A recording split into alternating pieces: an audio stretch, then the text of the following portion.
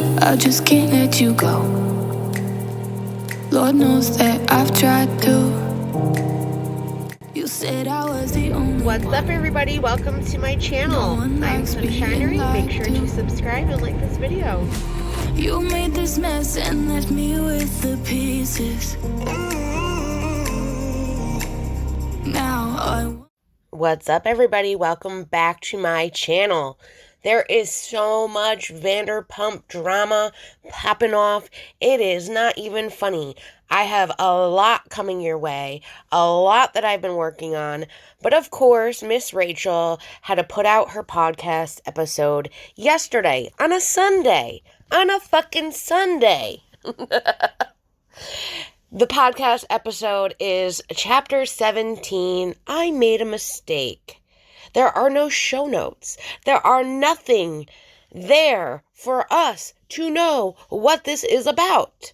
Though, of course, I did have to go through and speed it up and check the podcast out, and I listened to it a little bit before I started.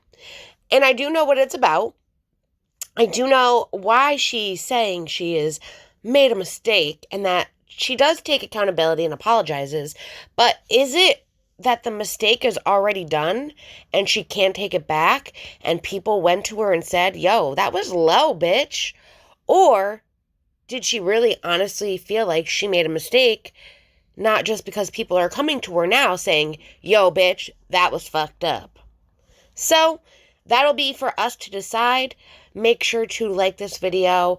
Make sure you're subscribed to my channel if you're not already subscribed, and make sure you have your notifications set to all so you can get notified whenever I post a video or go live, which I will be bringing you a lot of videos, and I will be going live because there's just so much to talk about. Like Faith suing NBC, Bravo, Evolution. I got those docs. I got the docs with Rachel, Ariana, and Tom. I got it all. I got more. There is literally so much happening. So let's not waste any time. Let's get into this bitch's podcast and enjoy it. Welcome back to another episode of Rachel Goes Rogue. This is your host, Rachel Savannah Leviss. And today I want to talk about the iHeart Awards.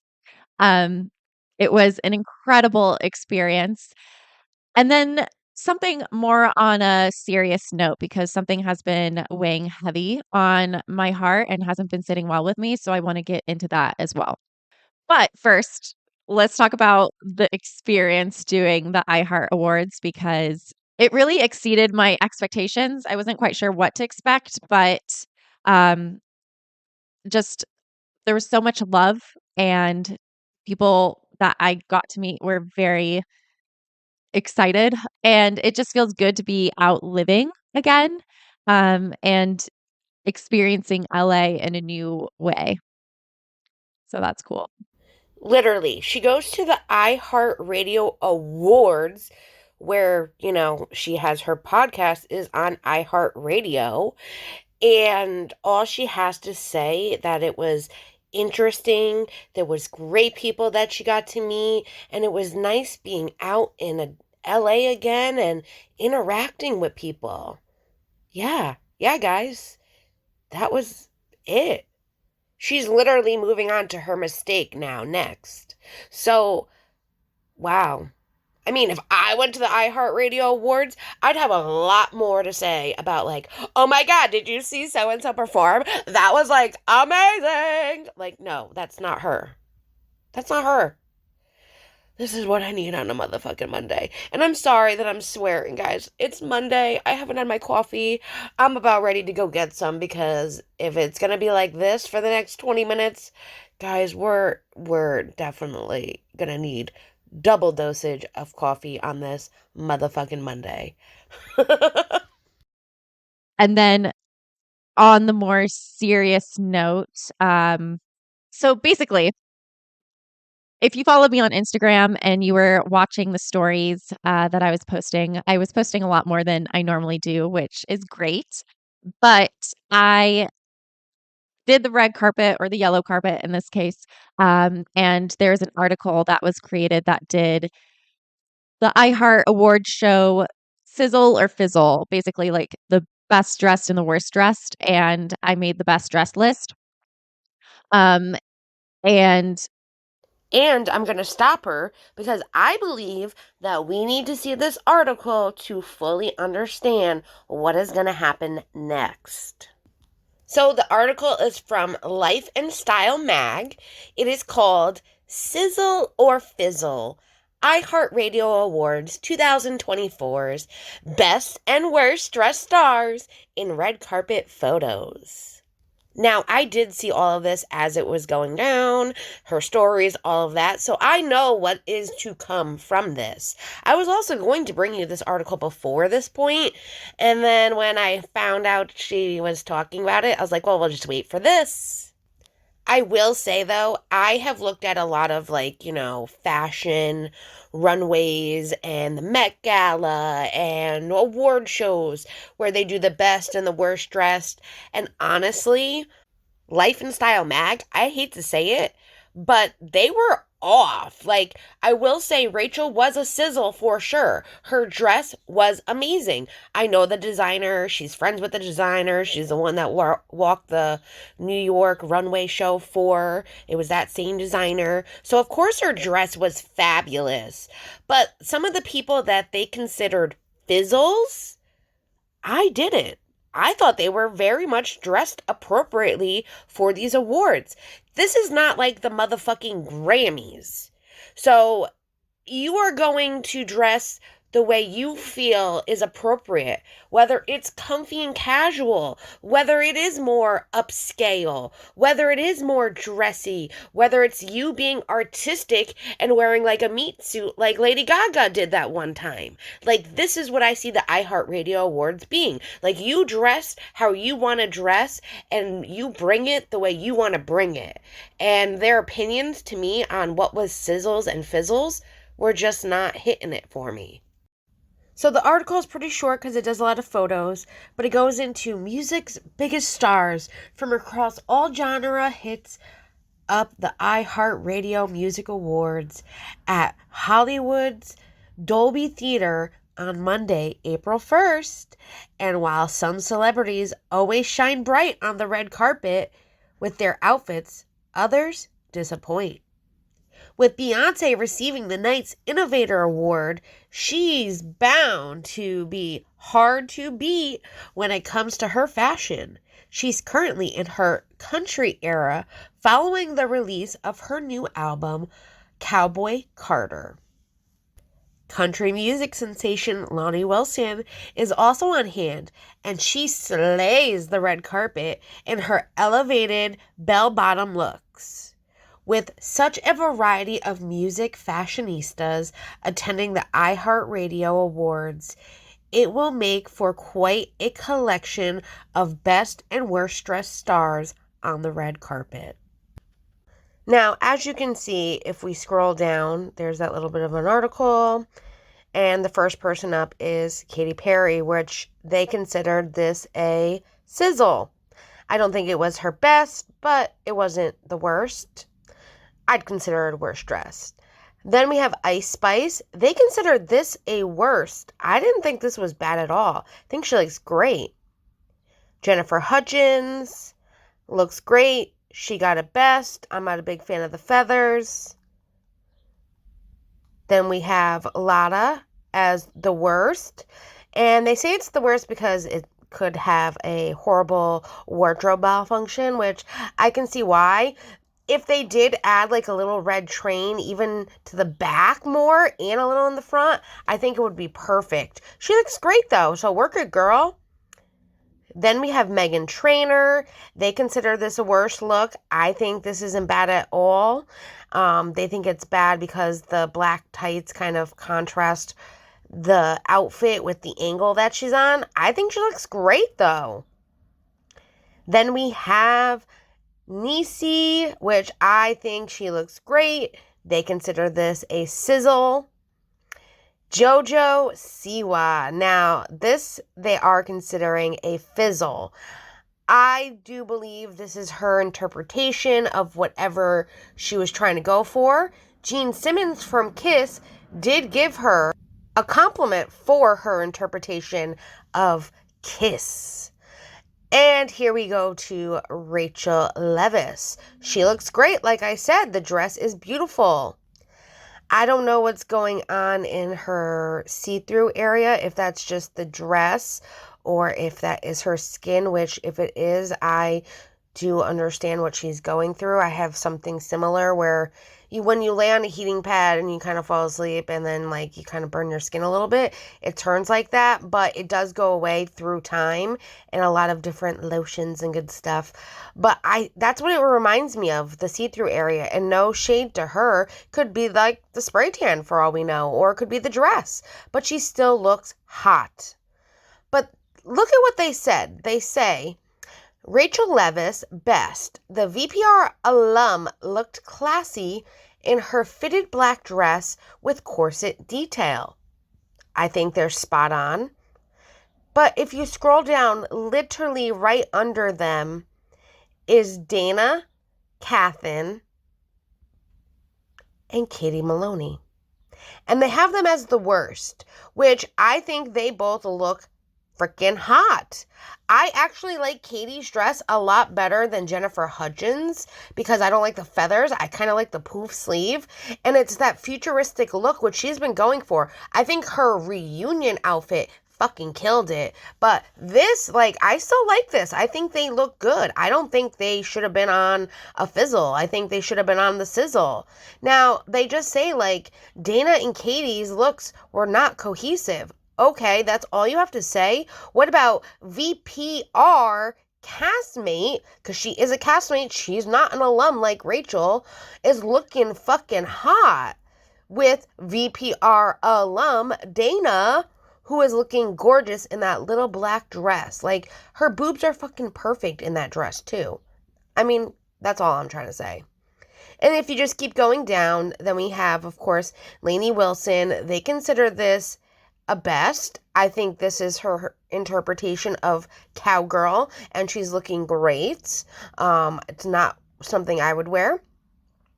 Then we have Tori Spelling. They consider this worst dress, which I think she looks gorgeous for a fucking hot mom, man. She is looking good. Comfy, casual, with the chic heels. I think she looks great. Flavor Flav now. They give him a sizzle without saying that he's a sizzle. They didn't say worst or best. They only say that he knows how to walk a red carpet with a cool look. I mean, I don't know. I would consider this a worst because I think he could have done better. But he's casual. That's all that matters, right? Then we have Gavin Rosdale. They consider this a worse look, and I don't see why. He looks great. And then we go down to Kaylin Bell and Dean Bell. They give this a best. They look cute together. She is gorgeous.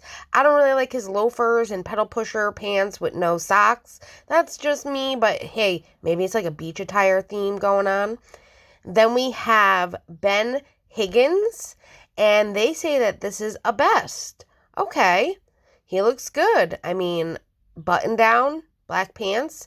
Why are they giving him a best? But then we go to Gavin, and they're giving him a worst, and he's kind of wearing the same thing, except he has a t-shirt underneath his button down. I don't know. And then we have Jesse Sullivan and Francesca Fargo as best. I like Francesca's dress. I think that's amazing. Jesse, I'm not digging it. I mean, I get it. It's like the goth rock look. You do you, boo. Like, whatever. Then we have Lance Bass as best. I think he looks great in his little tailored suit. If that's what you want to call a suit. It's a button down and pants. He looks great. Then we have Muskie, and they consider this a worse, which, I mean, it's not the best, but it's better than some of the other people and the men that had on their outfits. I mean, I don't know. And then these poor fucking ladies, man, Kathy Schwartz and Susan Knowles, they consider these worst. Fizzles. I think they look great. They look hot for their age. They look wonderful for their age. They are beautiful women and they look great with this little fringe and little sequins. I don't know. I wouldn't consider this a fizzle, but they do. Then we have Ludacris as a best. Love the light blue leather jacket. Looking great, Ludacris. And then we have AJ McLean, and they consider this a worst. I actually like AJ's sweater. I think that's really cool, the way the zipper goes up into the hood and all of that. The pants, not so much. The shoes, though they are unique, they're not for me. So I would consider this a worst, though he's not really like that bad. So clearly what the biggest issue with this whole article was the fact that Rachel was considered a sizzle and Dana and Katie were considered a fizzle. And they were literally one right after the other. So it kind of seemed Petty Betty with the article itself doing that. And then Rachel took the lead and was like, all right, you want to be petty? I'll be petty with you. That's the problem at hand now. I got a little bit petty because Katie and Dana were also at the award show, and I did see them there. And on this article, they were listed right after me as worst dressed, not cohesive. And although they looked beautiful, that kind of, I don't know, I guess my ego got in the way a little bit, and I encouraged Joe to post the best and worst, showing Katie and Dana, and then I reposted it, and it felt good in the moment, but it has not been sitting well with me. As the days go on, I am just thinking about it, and I decided that that was not my best decision, because I am in this space of learning and growing and also being kind. And it's so easy to get on the same level as some of these other people. But that's not who I want to be. So, ugh, um, Again, my thing is, did she honestly feel like, this was really mean of me to do, and I shouldn't even be stooping down to that fucking level? Like, is she literally thinking that? Or is she going around reading what people have to say regarding her doing that? Or finding out that she actually made Joe do it so that she could repost it and not actually look like it came from her first, though she was the one who told Joe to do it. I mean, at least she's admitting that now. I don't know if anyone figured that out, but clearly she's admitting that to us. So it just seems that because people are making remarks like, wow, you didn't have to be a bitch about that because they actually looked really good. And just because this Life and Style magazine said that they weren't cohesive did not mean that they weren't looking fucking sexy AF. Just like you were, Rachel. I think personally, this is my opinion, that she saw what everyone was saying, and that's why it wasn't sitting well with her, and she doesn't want to be looked at in a bad light, especially with everything going on lawsuit-wise and everything. I mean, she was the one in the lawsuit saying, well, they made fun of me, they came for me, they made me feel like I was like the worst person alive, and blah, blah, blah, blah. But here she is doing the same thing that she is claiming other people did to her to make her feel not good mental health wise and physically, emotionally, and all of that. I don't know. What do you guys think? Let me know down below. so I I decided to reach out and apologize to Katie and Dana personally. Um, And I processed through this with my therapist too, because it was weighing on me. And she was talking about, okay, what would accountability look like in this situation? And the accountability would be for my actions that potentially and probably hurt Katie and Dana, because it was just so petty.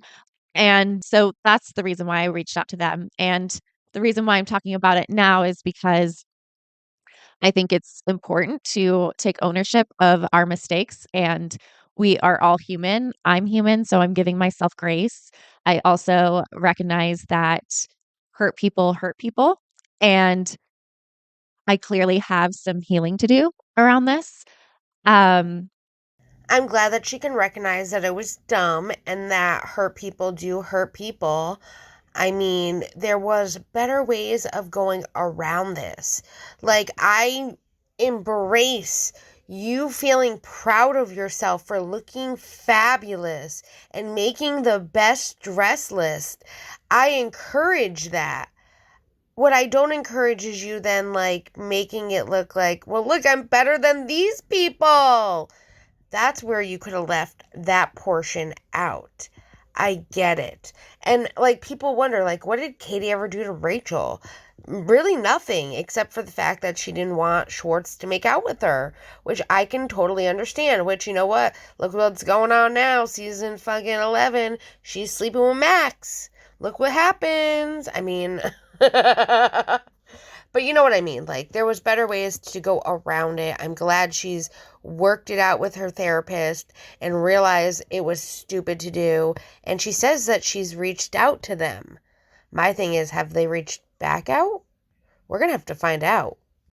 and it's also an eye-opening experience because when you are with somebody who has also been hurt by somebody, it bonds you in a way, and it creates a situation that makes you more vulnerable to make bad decisions, basically. And that's not to place blame on Joe at all. That is totally just me realizing that when I'm with someone and we feel passionate about like a situation that clearly my self-esteem was hurt through things that have been said by these specific people. And I saw it as like an easy way to take a jab back at them. And it really is so easy to do. And it's not right. And I want to apologize because the guys, of course, came to do my leaves during the whole solar eclipse.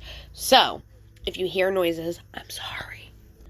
My thing is with her that what she needs to come to realize is that self-control over not posting something petty like that is what makes you feel so much better inside, knowing that you are a better person than everyone else that goes out there and makes fun of somebody for something like that.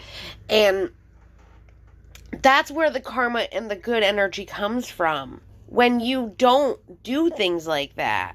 And there are so many people that will easily do that nowadays to just anyone really, honestly, to be honest. It doesn't even have to be on social media. It could be in real life. It is so easy to be like, oh, wow, what is that person fucking wearing? Instead of just being like, you know what? They look great in that. Like, maybe that's not for me, but like, they can rock that shit. It's not that hard. I don't know. What do you guys think? I think she does take accountability, and I think it's easier too, let's just be real, that you don't have to then text message someone and apologize for being a petty Betty and looking like a bitch. That also feels good not to have to do either. You need to embrace it. You should be proud of yourself for making the best dress list. Yes. You should embrace that by, then saying, look at my accomplishments, how great this is. This isn't so awesome. I've never gotten this before. I'm so proud of myself.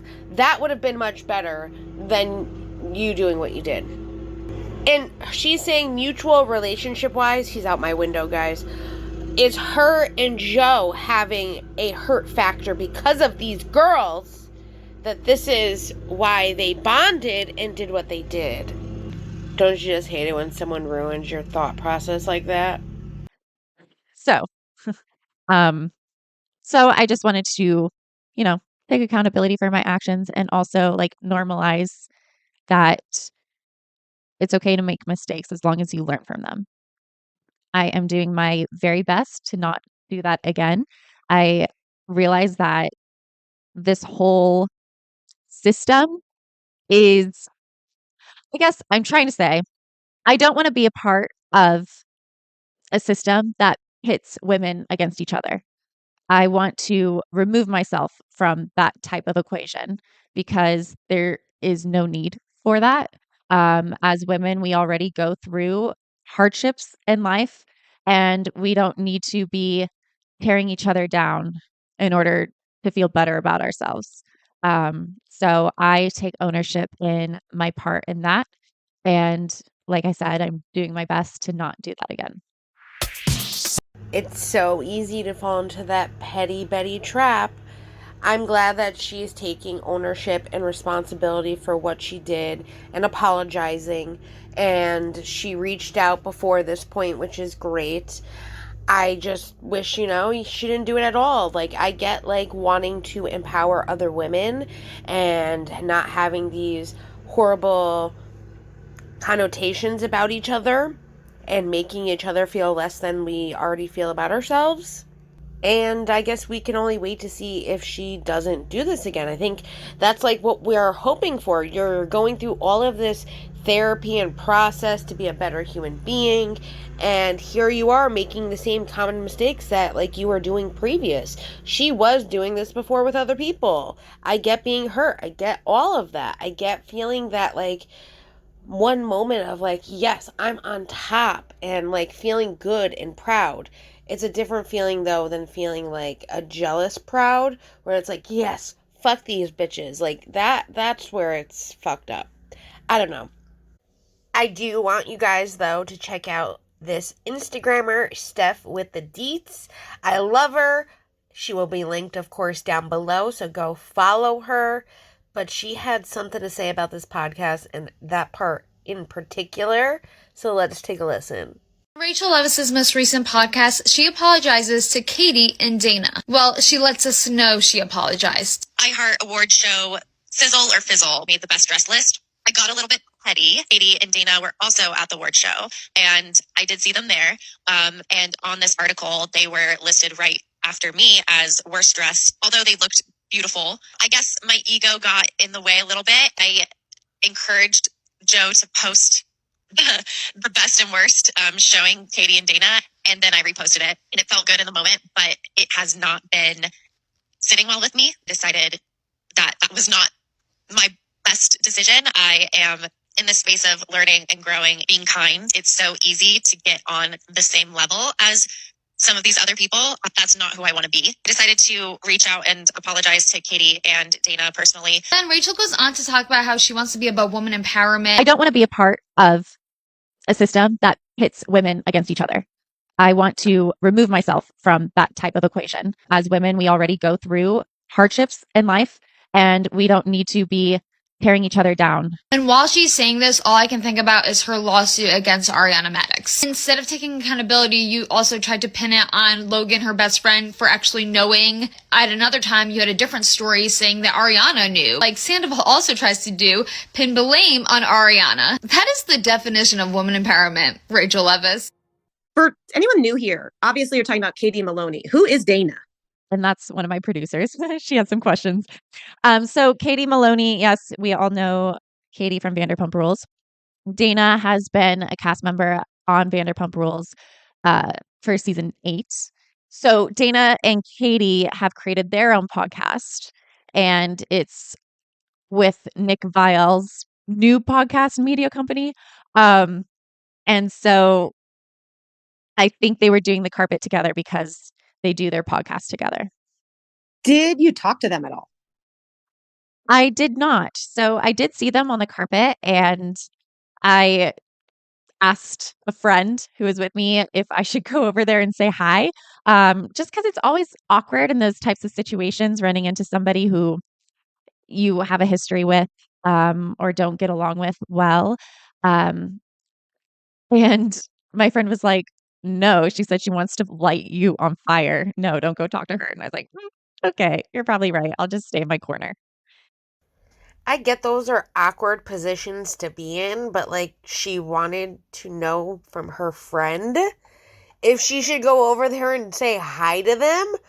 I mean, hey, like that would have been one thing, but then you went and did what you did. If you were trying to be the bigger person, that would have looked good, yes. But then going and then making like that, I don't know when she did the IG post. I'm assuming after the red carpet event. So that would have just made you look even worse. So good thing. Good thing you didn't go talk to them. Do you maybe Yeah. wish you would have said hello? I'm not sure. I don't think so, just because I know that I'm not received well by them. I mean, I could have said hi, and the worst case scenario would be like I could see myself saying hi and then them saying like, rolling their eyes or something and um talking about me, which they're probably talking about me anyway, honestly. But no, I felt like it wasn't necessary for me to say hi, but if I continue doing carpets like this, and making appearances in LA, it's probably likely that I will run into former cast members, former castmates. So, yeah, I'm not sure if yeah, I don't know. Maybe next time I will say hi. I don't know. Maybe they're just certain cast members I don't think would perceive her well, let alone that she would really want to talk to anyways. I don't get it. I just wouldn't go up to somebody I didn't want to speak to or knew that had said really nasty, horrible things about me. There's no point in me even thinking about you, let alone going and wanting to say hi to you or the thought of even going to go say hi to you. Like, I don't know. That's on her. If she wants to handle it that way, that's her. But I would just not say hi and keep doing her thing, girl. Just do your thing and show them who you are. I think it's interesting that the article in itself does what you're saying you don't want to do by best and worst dress, sizzle or fizzle. Um, how did it feel to be complimented and be on the best list? Oh, um, yeah, I see what you're saying. Like, I I just don't think it's necessary to compare other people, and rank them that way because we're all human and we're all equal at the end of the day. And Katie and Dana did look gorgeous on the carpet. I don't think that they were worse dressed by any means. But to answer your question, I mean, it felt great to be on the best dress list. I wasn't suspecting that there was going to be like a list. So it was a nice surprise seeing that and just getting that validation, I guess. But if I was to be on the worst dress list and I felt good in what I was wearing and felt confident, I wouldn't take it so personally, because ultimately it's like what I'm wearing. So those articles are just kind of silly anyway. Yeah, I get that this article is silly. She should have took it that way. Like I said, you can embrace that you are on a best dress list. And they always do the best dress, the worst dress for all of these different award shows. So why wouldn't they do one for the iHeart Music Awards? Makes no sense. And like I said, when we went over the whole article to begin with, there was a lot that I disagreed with Life and Style magazine on who should have been and who should not have been on the Fizzle and Sizzle list. Like, this is how it goes. She knew this and she took that as a way to use that as an advantage to be a petty Betty because she saw them being a petty Betty. That's what I meant in the beginning with, did she choose to, like, hey girl, you're going to be petty, I'll be petty too then? Like, that's kind of what she did. yeah. I will say there was articles that put Katie on the best list too, so we can acknowledge that. I Okay. think what I'm curious about is if she responded to your text. Katie did not respond to my text. I didn't expect her to. Um, the text was more so for me to take accountability in my wrongdoings and to just let her know that I'm not going to do that again. And I even told her in the text, like, no need to respond. It did say it was delivered. I don't think that I'm blocked. Even though I'm blocked on Instagram, I do think the text went through. So yeah, no, she hasn't responded, but that's okay. I mean, did we really expect Katie to respond? Honestly, I think it's probably better off that she does it. Katie seems like the type that she's not going to respond unless she's like 12 shots deep of tequila and she's Tequila Katie. But I think that just Katie is the bigger person in all of this. That's why I don't see Katie ever going up to Rachel at events like that, or even just saying like, hey, how are you? Like, she's not fake or phony. So even for Rachel to then go do what she do and then text her, I still don't see Katie being like, gee, thanks, I appreciate it. Like, I just don't see that happening. Dana might say what she has to say in a text message. She's that kind of a girl. But she said that she texted both of them. She never mentioned if Dana responded, at least yet. And how do you feel now that you're talking about it and that apologized? I feel a lot better about it now. Like after I sent that text, I felt immensely better. Like a weight was lifted off of my shoulders. And in recovery, they say like keep your side of the street clean. So that just means like owning up to your transgressions, no matter how small they may be, in order to make sure that you are becoming a better person and you can't change anybody else. So I felt like it was a necessary step for me to take to make sure that I am staying well in my recovery journey. And also the reason why I'm sharing it now is because I think it's important to, I don't know, if I want to be a role model in the way that I would like and continue to be in the public eye, which who knows how long that will last, but for right now I am, um, then I would like to continue to be vulnerable with the listeners, because that just shows that I am a human. And I'm sure we can all relate to something like this where the ego gets the best of you and you have a little slip up, and then feel guilty afterwards. So just owning that.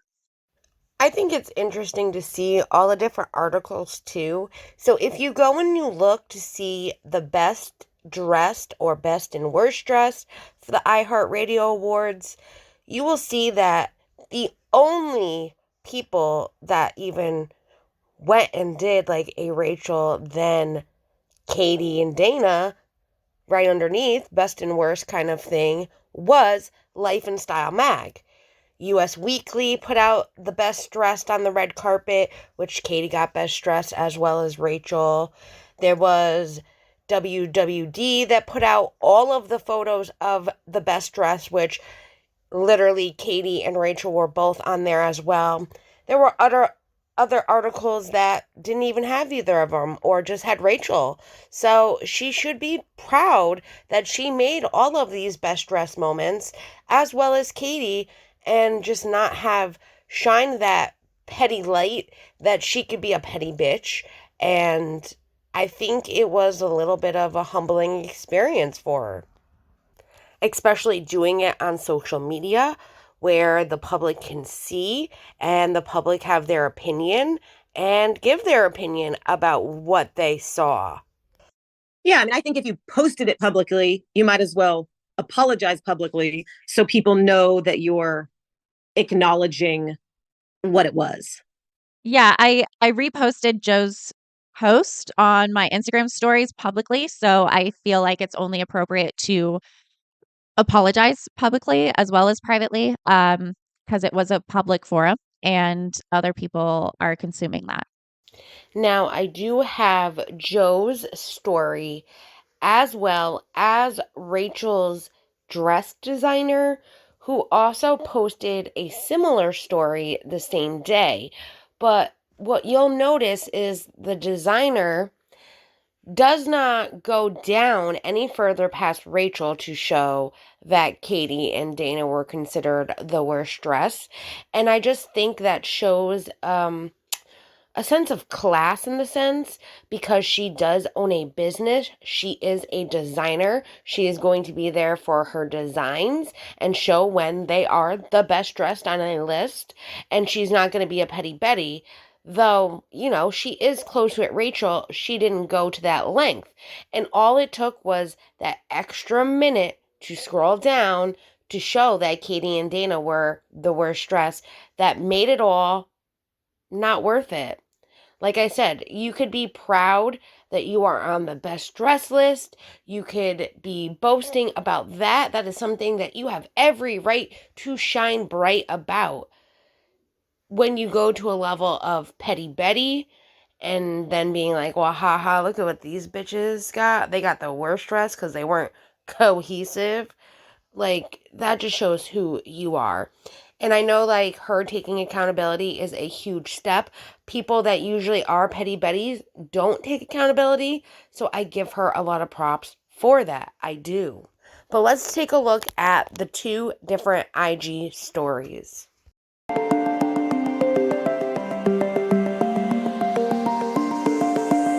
I know that I can't go on without you. It's hard, cause it took 5 years until I found you. Oh, I'm not gonna let you go. Oh, I'm gonna hold you close. It's hard, cause it took 5 years until I found you. We're just getting started, baby. I think my last question before we go is, do you wish there wasn't this sort of animosity, or do you wish that inside you didn't, like, I understand why you put it up. It's very relatable. Yes, it veers into a little bit mean girl, but I understand it. Do you sort of hate this sort of animosity? Like, we're, you know, even having to think about someone being on a red carpet that you don't want to just hug and say hello to. Yeah, if there wasn't any conflict, that would be really nice. I don't think it's necessary. I think we probably have more similarities than we do differences. So yeah, I think it would be nice to not have this unnecessary tension. But I also recognize that we're all on our own path. We're all on our own journey. And sometimes we need to protect ourselves by not speaking to certain people. So yeah, it's a tricky situation to be in.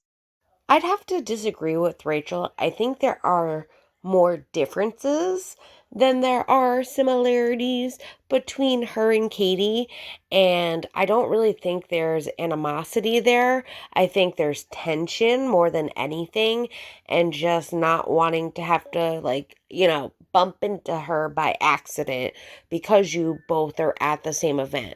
I don't think that there needs to be any rekindling of things.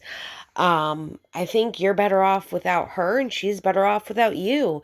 And I do believe what you said when, you know, you say life, you know, goes in different directions, and sometimes you just got to protect yourself. That is so true. So I only can hope her the best, like I always do. Before we get into the last little bit, which is her doing an event with Nami, I did want to show you guys the little bit of red carpet videos that I had from the iHeartRadio event, and also some other IG videos and reels, and the E! News interview that she did on the red carpet. So let's take a look.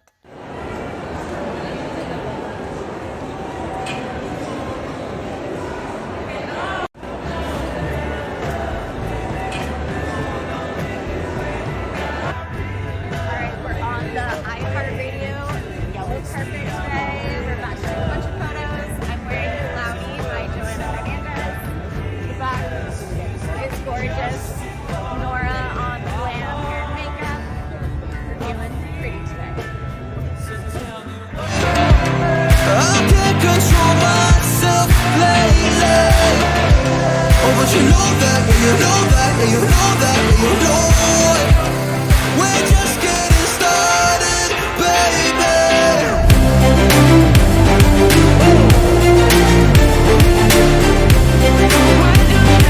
started.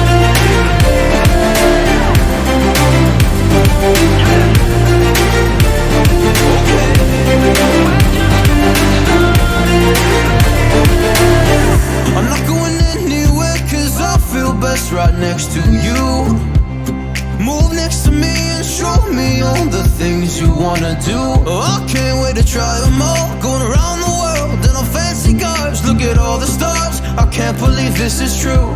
It took 5 whole years to find you.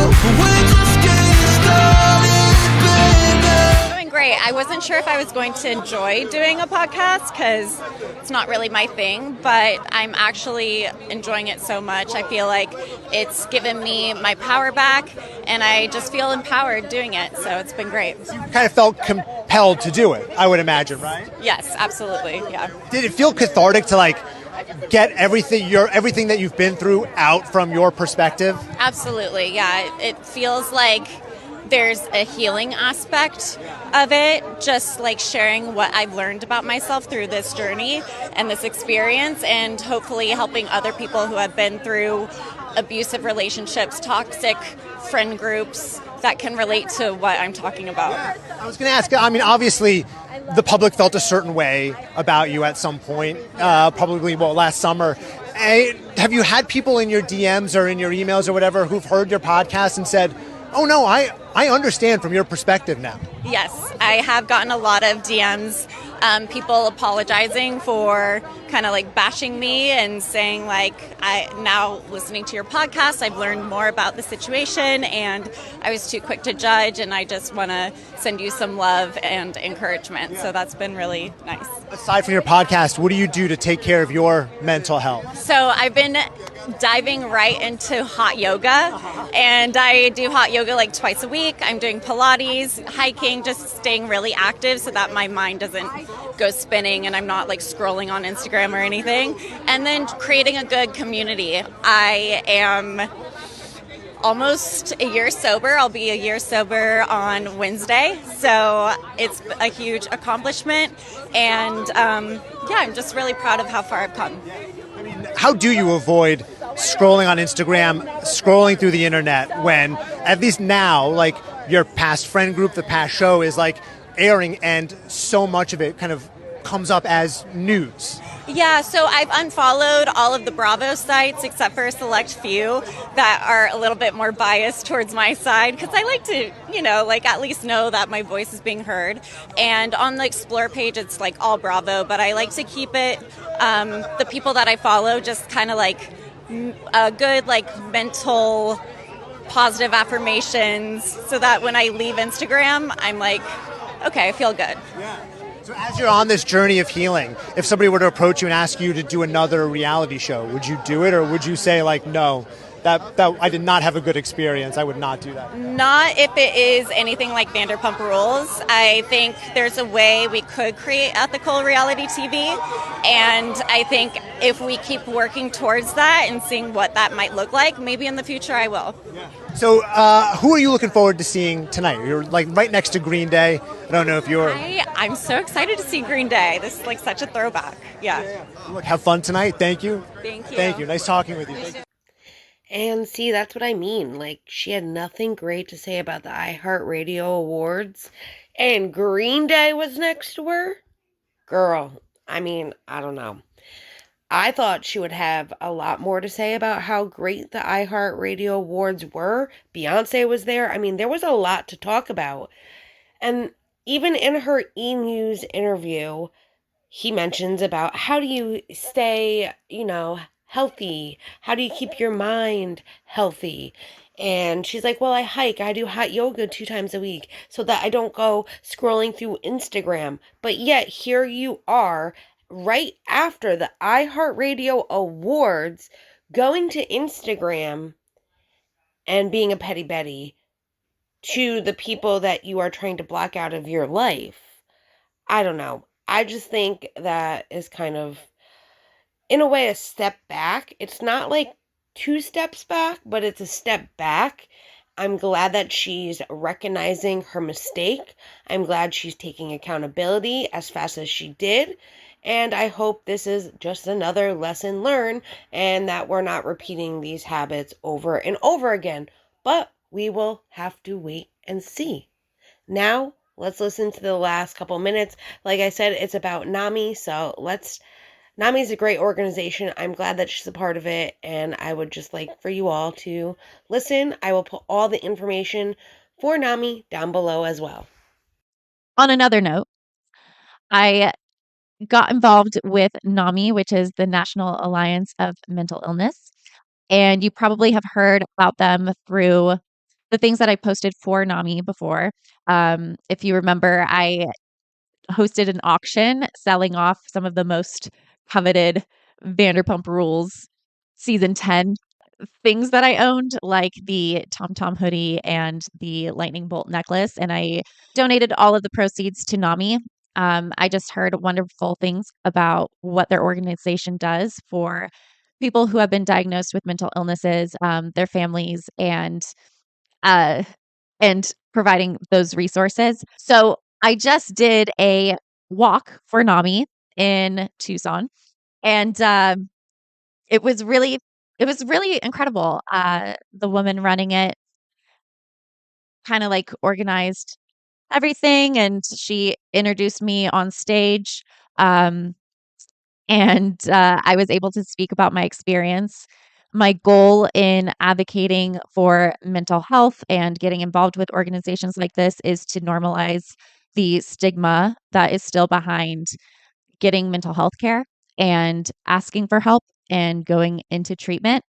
It was a very decision for me when I decided to do that. And I think it's because we don't really talk about it. It's kind of one of those taboo things that if you've been through something like that, it's not really your first conversation starter. So I'm working to help normalize getting help. And I think talking about it is a great way to do that. So just to wrap this up, it's a shorter episode, but I feel like there's underlying theme here of owning up to your mistakes. And that's the healthy thing to do to make amends with the people that you have wronged. And just continuing to spread awareness to the causes that are near and dear to my heart, mental health being the one that, you know, really tugs at my heartstrings because I was in such a helpless, hopeless place at one point. And with the resources that I was able to receive, I have finally come out the other end. And so now I'm able to use my voice to advocate for mental health treatment, and sharing my journey so we can normalize the stigma behind it all.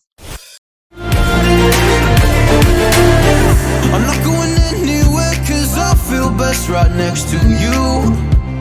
Move next to me and show me all the things you wanna do. Oh, I can't wait to try them all. Going around the world in our fancy cars. Look at all the stars. I can't believe this is true.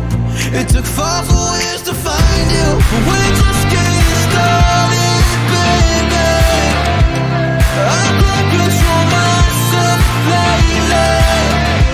Oh, but you know that, yeah, you know that, yeah, you know that, yeah, you know that. We're just getting started, baby.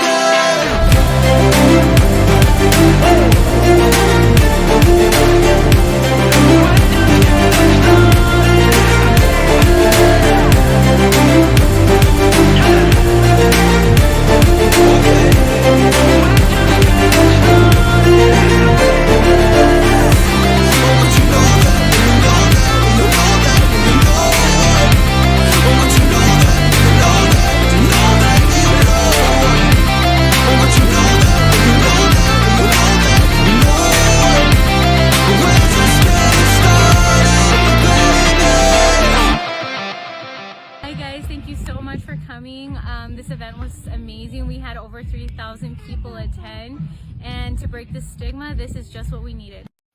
Well, guys, what did you think of this last episode, chapter 17? I made a mistake. Let me know down below all your thoughts and opinions. I'm happy that she got to do the NAMI walk and support them even more. 3,000 people, that's a lot of people for a walk, and that's amazing, the turnout that they had in southern Arizona. NAMI is a great organization. I've known about it for years. I've been a part of it for years, even before Rachel was on the scene and using it. I think the stigma of asking for help or getting mental health treatment is something that does need to be more normalized, because more and more people have mental health issues. And the society we live in with social media, the internet, more communication, more access to each other, it only increases. And it's something that our generation learned as we went, and it's only getting worse with the younger generation. So I hope that if anyone needs any help, please reach out. It's okay. There is plenty of help out there. I've been in therapy for years. I enjoy it. I like it. And I've learned a lot about myself throughout everything that I've been through on my own journey. And I hope that Rachel on her own journey can find herself, find her footing, and enjoy her life. And if reality TV is not for her, then reality TV is not for her. But at least she's trying to be an advocate, though she is doing stupid things while advocating. And that is something that I don't necessarily agree with. But she took accountability. She learned from her mistakes. Let's just see how it goes from here. All right, guys, I hope you all have a wonderful day, and we'll be back here again tomorrow. Bye, everyone. Burn all the bridges between us.